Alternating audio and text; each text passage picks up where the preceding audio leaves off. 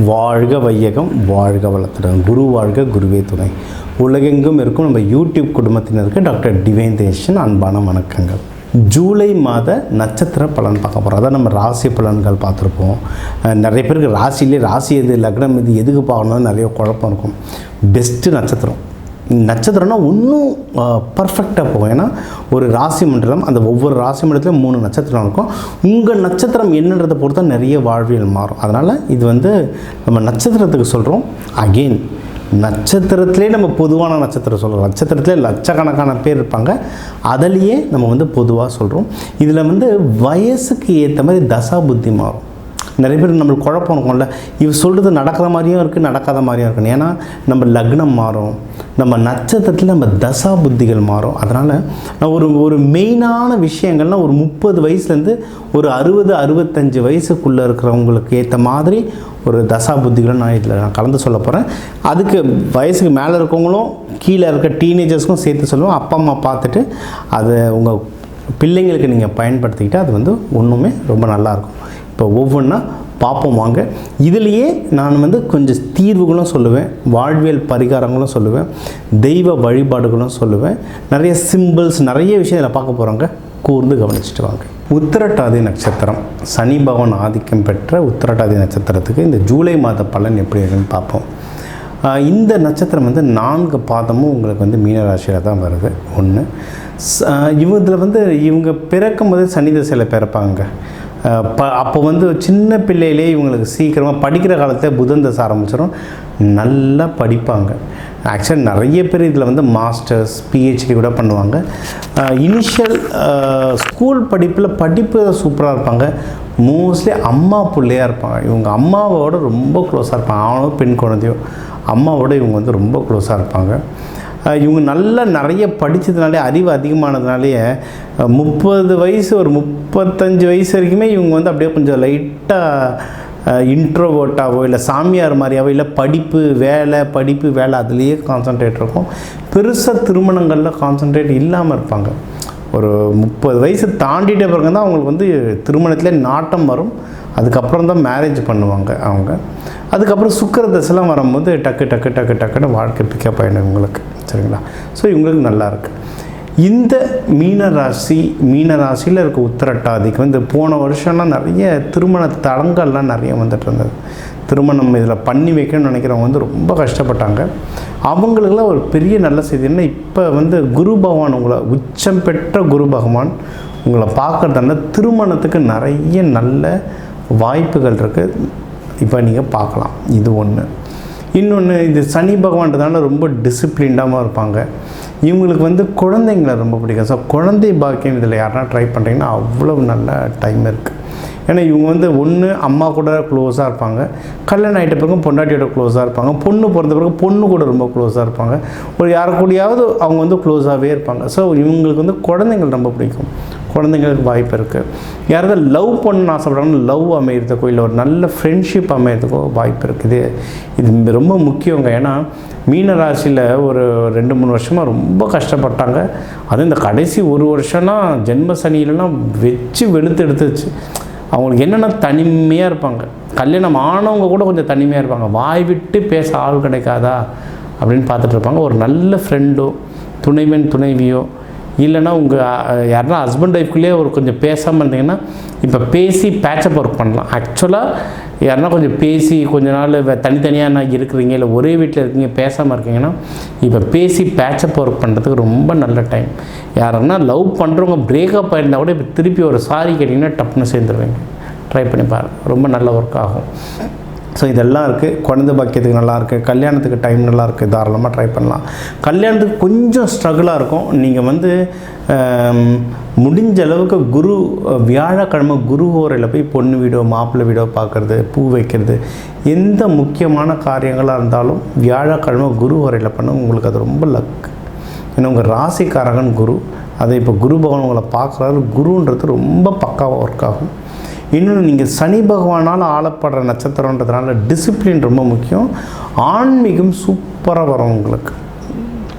சனி சந்திரன் காம்பினேஷன்லாம் தான் ஆன்மீகம் ரொம்ப நல்லா உங்களுக்கு வரும். அதுவும் யாராவது இதில் ஆன்லைன் பிஸ்னஸில் இருக்கீங்க, இல்லை உங்கள் முகத்தை மொபைல்லையோ படத்துலையோ ஏதோ ஸ்க்ரீனில் காமிச்சு நிறைய பேர் வீட்டில் இருந்து நிறைய தொழில்கள் பண்ணுவாங்க. இப்போ அப்பரல்ஸ் விற்கிறது, காது கம்பல் விற்கிறது, நிறைய சின்ன சின்ன பொருட்கள்லாம் காமர்ஸில் விற்பாங்க. அவங்களுக்குலாம் சூப்பராக பிஸ்னஸ் வந்து இப்போ நல்ல பிக்கப் ஆகும். நல்ல குருமார்கள் கிடைப்பாங்க. இப்போ இருக்கிற நிலைமைக்கு எனக்கு என்ன நடக்குதுன்னே என் லைஃப்பில் தெரியலை, எனக்கு யாராவது கைப்பிடிச்சி கூட்டிகிட்டு போக மாட்டாங்களா அப்படின்னு நினச்சிங்கன்னா நல்ல குருமார் கிடைப்பாங்க. அதுவும் உருகி ஆண்டவனை வேண்டிங்கன்னா நல்ல குருமார்கள் கிடைப்பாங்க. சரி, இது வந்து தொழிலுக்கும் சரி பர்சனல் லைஃப்க்கும் சரி ஒரு சப்போர்ட் உங்களுக்கு கிடைக்கும். இது ஒன்று. அடுத்து உங்களுக்கு வந்து தொழிலில் ப்ராஃபிட் நல்லா முன்னேறும். நான் போன வருஷம்லாம் மீனராசிக்கு அவ்வளோ சொன்னேன், ஜென்ம சனின்னா கவலைப்படாதீங்க, தொழிலில் கான்சன்ட்ரேட் பண்ணுங்கள், பயங்கரமாக வளரும், கொஞ்ச நாள் தான் நல்ல பிராண்டு பில்டப் பண்ணுங்கன்ட்டு. யாரெல்லாம் இந்த உத்திரட்டாதி நட்சத்திரத்தில் யாரெல்லாம் பிஸ்னஸ் நல்லா கடுமையாக உழைச்சி பில்ட் பண்ணிக்கிறோம், இந்த வருஷம் ப்ராஃபிட் அல்லலாம். இல்லை அது போன வருஷம் கொஞ்சம் விட்டவங்க கூட இப்போ இன்னும் கொஞ்சம் முயற்சி செய்யுங்க, பிஸ்னஸ் வந்து ப்ராஃபிட் வந்து அபரிவிதமாக வரும், லைஃப் ரொம்ப சூப்பராக இருக்கும். இது ஒன்று. இது வந்து ப்ராஃபிட்டுக்கு நம்ம சொல்கிறது. குருமார்கள் உங்களுக்கு நல்லா கிடைப்பாங்க. நீங்கள் வழிபட வேண்டிய தெய்வம் அப்படின்னா மீன ராசியில் இருக்க உத்திரட்டாதினா மீனாட்சி அம்மன் தான். மீனாட்சி அம்மன், சுந்தரேஸ்வரர், இவங்களை வந்து மதுரையில் ஒரு தடவை போயிட்டு வழிபாடு பண்ணிட்டு வரது நல்லது. இந்த வருஷத்தில் பண்ணிங்கன்னா நல்லது. இந்த ஜூலை மாதம் போக முடிஞ்சாலும் போயிட்டு வாங்க, மதுரையில் போய் வழிபாடு பண்ணிட்டு வர்றது நல்லது. அது வரைக்கும் உங்கள் பக்கத்தில் எங்கே மீனாட்சி அம்மன் கோவில் இருக்கோ அங்கே போய் வழிபாடு பண்ணிட்டு வர்றதும் நல்லது. சனீஸ்வரர் ஜேஷ்டா தேவியை வழிபாடு பண்ணுறது நல்லது. ஜேஷ்டா தேவின்றது சனீஸ்வர பகவானுடைய மனைவியின் பெயர். மூத்த தேவி அவங்க தான். அம்மா வந்து இடுப்பில் 2 குழந்தையோடு இருப்பாங்க, குளிகன் மாந்து. பழைய கோவில்கள் எல்லா இடத்துலையும் ஜேஷ்டா தேவி இருப்பாங்க. கொல்லிமலை, அரப்பள்ளீஸ்வரர், உங்களுக்கு வந்து திருவள்ளூரில் இருக்கிற திருவேலங்காடு கோவில், உங்களுக்கு வந்து மேலே அர்த்தநாதீஸ்வரர் திருச்செங்கோடு கோவில், இந்த மாதிரி பழைய காலத்து கோவில் எல்லா இடத்துலையும் உங்களுக்கு வந்து இவங்க வந்து யாராவது பக்கத்தில் எங்கள் வீட்டில் பக்கத்தில் 50 வருஷமாக பழைய கோவில் இருக்குன்னா சொல்லாதீங்க. நான் சொல்கிற கோவிலில் பல ஆயிரம் வருஷம் பழைய கோவில், அங்கெல்லாம் கண்டிப்பாக மூத்த தேவி இருப்பாங்க. அதை அவங்க தான் தேவிக்கெல்லாம் தேவி, மூத்த தேவி அந்த அம்மா எதிர்க்க இருக்கிற எல்லா சனீஸ்வர பகவானும் மங்கள சனீஸ்வரர். என்றைக்கும் ஒய்ஃபோடு இருக்கிற எப்படியாப்பட்ட ஆசாமிகளும் சைலண்ட்டாக தான் இருப்பாங்க.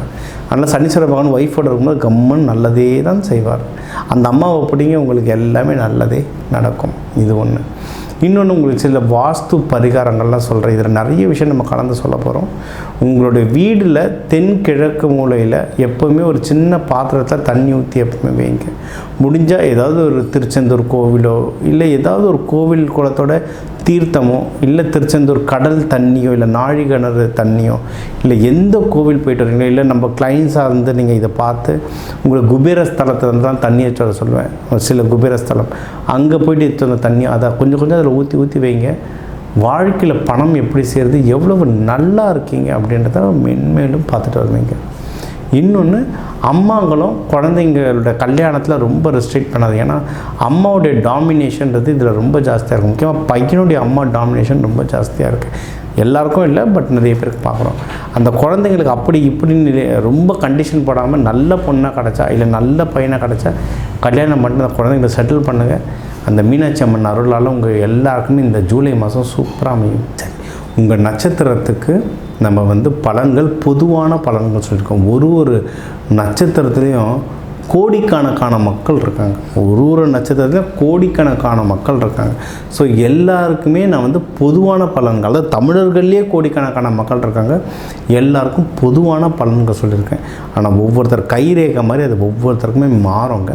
உங்களுக்கு இது நான் சொல்கிறது சரி நல்ல மேட்ச் ஆகுது, பட் எனக்கு ஒன்றும் முக்கியமான டீட்டெயில்ஸ் வேணும், ஒன்றும் டீப்பாக வேணும், இல்லை எனக்கு ஒரு சில நல்ல விஷயங்கள் நடக்க போது உங்கள்கிட்ட ஜாதகம் பார்க்கணும், இல்லை ஒரு சில கெட்ட விஷயங்கள் நடக்கிற மாதிரி இருக்குது, பயமாக இருக்குது, ஒரு பரிகாரம் சொல்லுங்கள், அந்த மாதிரினா நீங்கள் வந்து தாராளமாக நம்பர் இருக்க கால் பண்ணலாம். என்னால் எவ்வளவு டீட்டெயில்டாக உங்களுக்கு சொல்ல முடியுமோ அவ்வளோ டீட்டெயில்டாக சொல்கிறேன். இது ஒன்று.